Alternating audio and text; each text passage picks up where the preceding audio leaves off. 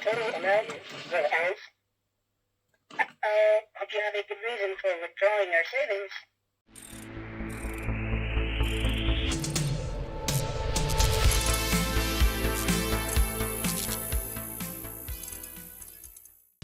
Hello and welcome back to another video, just a short one, taking a look at this 2003 Science Museum Robot Bank, Piggy Bank, Money Bank, whatever you want to call it. I think it was made by a company called Xeon, Z-E-O-N. Just basically had it come in with a number of other bits and bobs, and it was only really when the word Science Museum caught my eye. I did some testing on it and it had a fault, so I went in and fixed it, and then I thought I would talk about what the fault was, how I fixed it, and then demonstrate it working. So first of all, let's take a look over the robot. You can see it stands probably 30 centimeters high. It's a reasonably good size, so it's the kind of thing you can have on a bookshelf, especially if you like collecting robots. But it is, 2003, something made from China, so it's a little bit plasticky. It's got this silver finish, which up at the top where the coins go in has worn away slightly. I've just kind of repaired that with a bit of one of those silver metallic pens. You've got the LCD screen, very much of the early 2000s quality. You'll notice it as soon as I turn it on, with the number of buttons here and this large one here to manipulate everything. Although that positioning, I just realised, is a little unusual. Coming round onto the back, it takes 4 of the AA batteries. 2 are going to be for the motor, and then 2 of them are going to be for the LCD section. I've just kept that out for now because there doesn't seem to be an off button. So like I say, I had this and I thought, you know what, I'll just stick some batteries in and see what happens. And what was happening was I was putting some money into the top and it wouldn't register, and then I would put the next one in. So let's say I put £2 in, I'd put £2 in, nothing would happen. I'd put a penny in and it would say you've deposited £2. And then I put 50 pence in, let's say, and it'd say you've deposited one pence.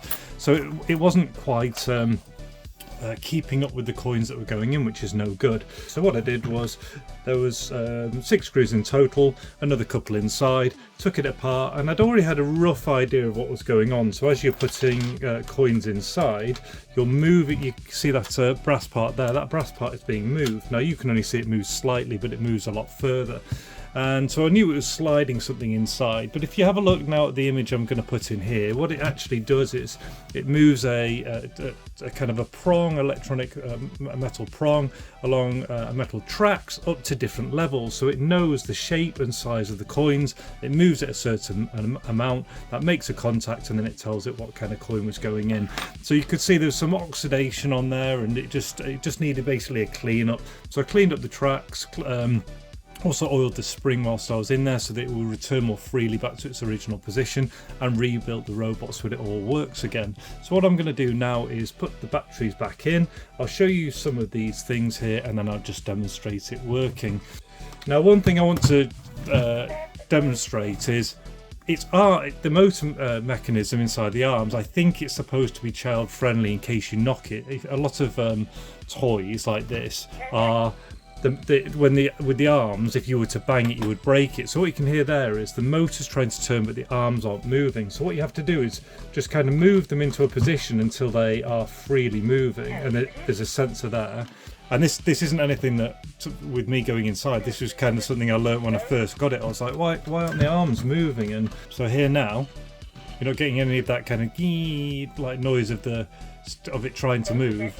You just hit it will just keep moving now. So now I'll show you some of the settings. So basically in here, set, when you first put the batteries in, it will come up with 2003, which is indicating the year in which it was made. And then you've got your up, down, left, right, just a firm push, and then move right, pick the day, so August, go right again. It's the 25th and it's a Sunday. Once that's done, we can then set the time as well. And what happens is you go up through the AMs into the PMs, and then if you keep going, it will then go into 24 hours. So that's all set up now with the date and time. You can choose whether you have that sound on, you know how he's talking. So we use the buttons for that, up and down to do our sound on and off. There we see he's moving but not saying anything. Up at the top you can set an alarm. I haven't set one before, so let's see if we can set an alarm. So let's set this for 17:13.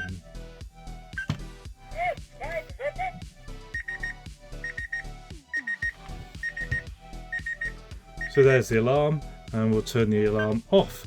Okay, so let's have a look now at the stuff on the left hand side, the stuff for it being a money bank. First of all, to set a target, you hold down the set, and then let's say, because we've got these here, let's say £3.56. So we'd set £3. Obviously scroll up through these.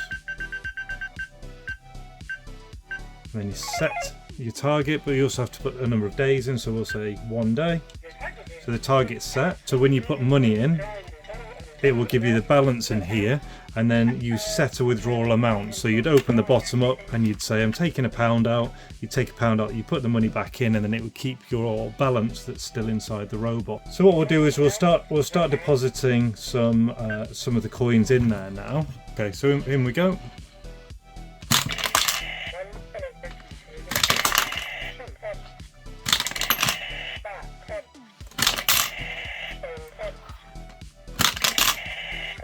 And you can see it's going in, so it'll say what's going in, and just a nice good click on the top is what's needed. £1 going in, and see we can have a look at our balance. It's saying £1.88, and so this should enable us to now finally hit our target.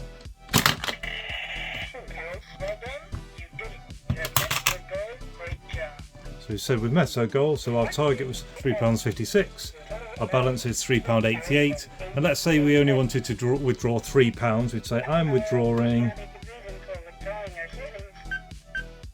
so we'd say, it gives you a couple of warnings, but it's already done. There you go, so you've got 88p left. But yeah, just a short one to demonstrate this robot. In summary, yeah, it's kind of a cheap early 2000s. It has that Science Museum branding.